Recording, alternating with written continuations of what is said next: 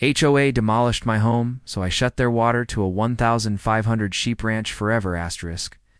You ever have one of those moments where you think they really messed with the wrong person? It's exactly what went through my mind when I pulled up to what was left of my house, or should I say, what used to be my house. Because the HOA? Yeah, they demolished it. Flattened. Gone. Just dirt, splinters, and disbelief. But before I tell you what I did, how? I shut off water to a 1,500 head sheep ranch forever. Let me rewind and give you the whole insane story. It all started when I inherited a small cabin on the edge of town from my uncle. Rustic, peaceful, right near a spring-fed creek. It had been in the family for generations.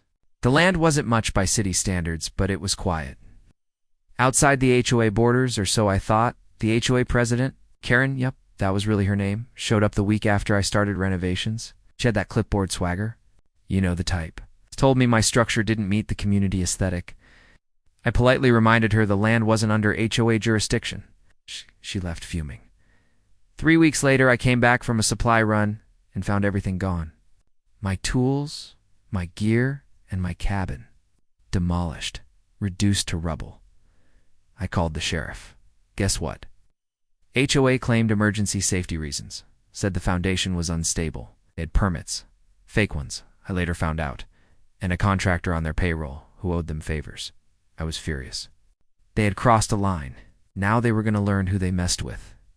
You see the creek beside my land? That spring feeds into a subterranean well system. My well system. It doesn't just nourish my patch of grass. It's been quietly supplying fresh water to nearby properties for decades, including the massive 1,500 sheep ranch just outside. HOA territory. Guess who negotiated that water usage deal with the ranch's original owners 40 years ago? My uncle, now me. So I got in touch with my lawyer, pulled out the original water rights documentation. We reviewed everything. Legal, ironclad. My family granted the sheep ranch, non-exclusive water usage but revocable at any time, so long as written notice was given 30 days in advance. I sent the notice. The HOA got wind of it and sent their own cease and desist. I ignored them. Day 31 arrived and I shut off the pump valve. That massive sheep ranch, the pride of the HOA's natural agriculture initiative, went bone dry overnight. They panicked. Ranch workers called city officials, livestock, vets, even the fire department. The HOA started calling me a terrorist. But I didn't flinch. I had done everything by the book. The ranch owner was livid, not at me, but at the HOA. Turns out he'd been pressured by them for years to keep his land environmentally compliant, which basically meant lining HOA pockets. Without water. He threatened to sue them for breach of support services. It didn't take long before chaos unraveled. The HOA tried to quietly settle with me. Bribes, promises, even a full rebuild of my cabin. Too late.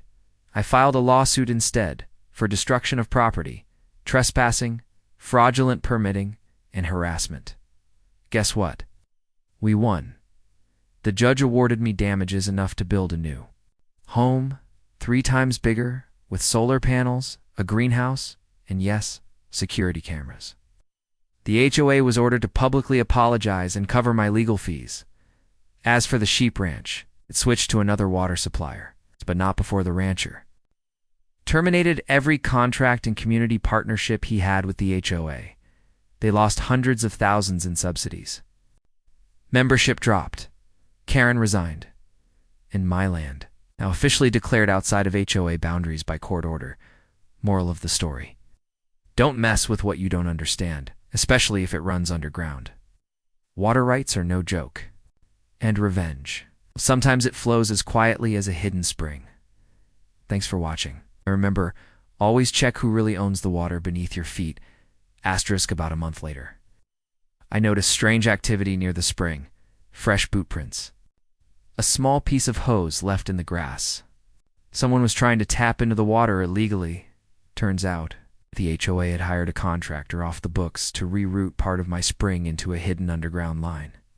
It was meant to bypass my well valve completely, but they didn't. I'd already upgraded the system with sensors, flow meters, and cameras after the lawsuit. The footage? Crystal clear. Karen and 2 board members trespassing with a water tech, drilling into the creek bed at night with headlamps and shovels like a bunch of backyard pirates. I didn't go to the police this time. The story went to the press. Local news picked it up like wildfire. HOA caught in water theft scheme after court loss. Public outrage exploded. Former members came out of the woodwork with their own horror stories, fines for flower colors, threats over mailbox height, even forced lawn replacement during a drought. The city council launched an official investigation, the Water Board. They revoked the HOA's access to all cooperative water systems in the area, permanently. But the real cherry on top, the rancher, he'd been waiting, quietly watching once the story broke. He sued the HOA for attempted agricultural sabotage. In breach of good faith, he had receipts, texts, emails, even a recorded call where Karen told him he'd better cooperate or deal with consequences. The damages? 7 figures? The HOA was finished, done. They couldn't afford the judgment. The legal fees or the cleanup. By the end of the year, the entire HOA board was dissolved. Karen was personally fined. Their office sold at auction. Their community funds liquidated. Guess who bought their old headquarters building? Me. I turned it into a water conservancy education center. Free tours, free coffee, and on the front wall a bronze plaque that reads, "Respect your neighbors, honor the land or watch it all dry up," and my home rebuilt, reinforced, and better than ever. I even added a small hydro turbine on the creek just for fun. Generates enough power to keep the lights on all night. They tried to bury me, but they forgot I own the water.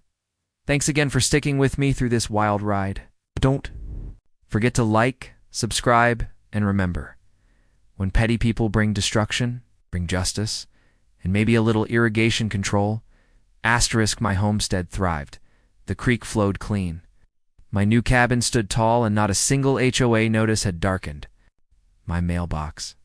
I even put up a small sign at the edge of my driveway. Private property, no HOA trespassing. Seriously. But you know what they say, evil doesn't die, it just REBRANDs. It started subtly. Flyers in the mailbox, shiny new logos, community. Renewal Alliance, some vague-sounding group claiming they wanted to revitalize rural charm. I threw the first one away. Ow. Then came the meetings at the local diner. Rumored free coffee, neighbor input. Welcome. People were showing up. Mostly old HOA folks with new name tags. I knew something was up when I got a knock on my door from a well-dressed guy with a clipboard. He introduced himself as Eli from the CRA, said he was surveying properties in the area to ensure natural symmetry with regional character. I stopped him right there. "Buddy," I said, "the last group that tried that ended up paying for my kitchen island, solar array, and a federal water audit. You sure you want to walk this path?" He smiled nervously and left. 2 days later, my internet went down. The company blamed a routing issue.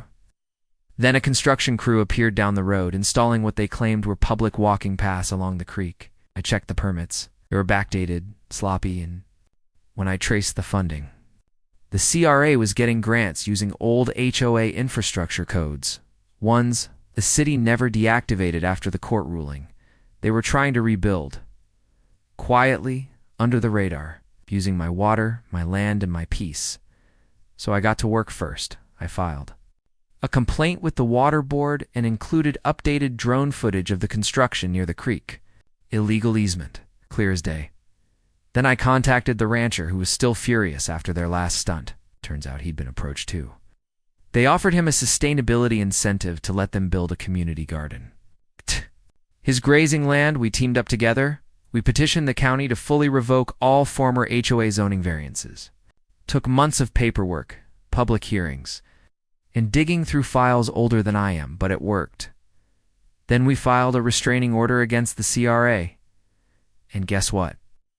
The court found that the CRA was the HOA, just under a new corporate identity. Same leadership, same funds, same shady intentions.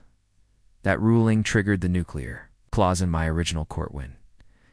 Any successor organization to the HOA attempting action on my land, even under a new name, would be treated as part of the original judgment. That meant additional damages, criminal charges, and possible jail time. The judge didn't just shut them down, she dismantled them. CRA was disbanded. Their grants were frozen. IRS launched a surprise audit. And the best part? Eli, clipboard guy. Turned out he was the nephew of Karen, the original HOA president, got arrested for fraud and impersonating a zoning official. As for Karen, word is she moved to counties over and started a Facebook group for neighborhood cleanliness. Old habits die hard, but not out here. Out here, the creek still flows. The sheep still graze. And my sign now reads, "This land survived to ACAs. Keep walking." So if anyone else is thinking about forming a committee, alliance, or association out here, don't asterisk. Yep, a lawsuit. Thick envelope. Fancy letterhead. Filed in district court. Plaintiff: Karen Elizabeth Monroe, former HOA president turned self-proclaimed victim of malicious rural extremism. I almost laughed, till I read the fine print.